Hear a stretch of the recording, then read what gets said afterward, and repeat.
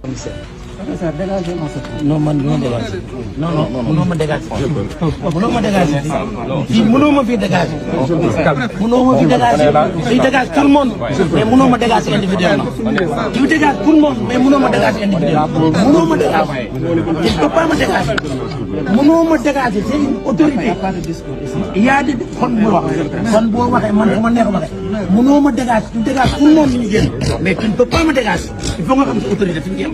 Tu ne peux pas me dégager. Voilà. Attends, le mot dégager, c'est le mot. Le mot dégager. Moi, je suis une autorité. Il y a des choses qui ne se règlent pas ici. Il n'a pas le droit de me dire ça. Que ce soit la dernière fois qu'il me le dit. Voilà. Je le dégage-toi. Dégage-toi. Oui, pourquoi tu me dis dégage? Dégage-toi. Dégage tout le monde.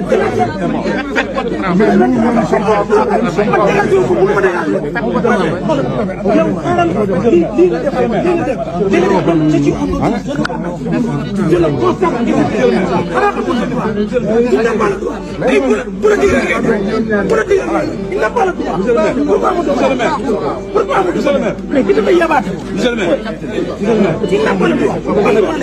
Non mais ok, comme c'est la vie.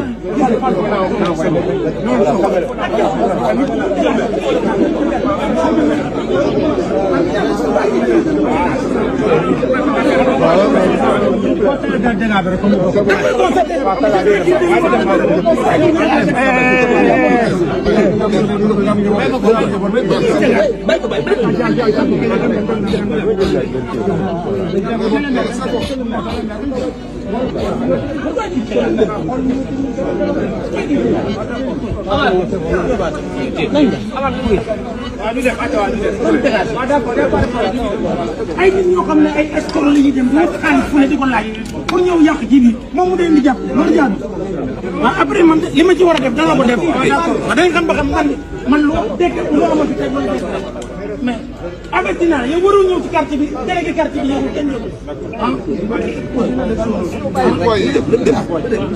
Non, c'est bon.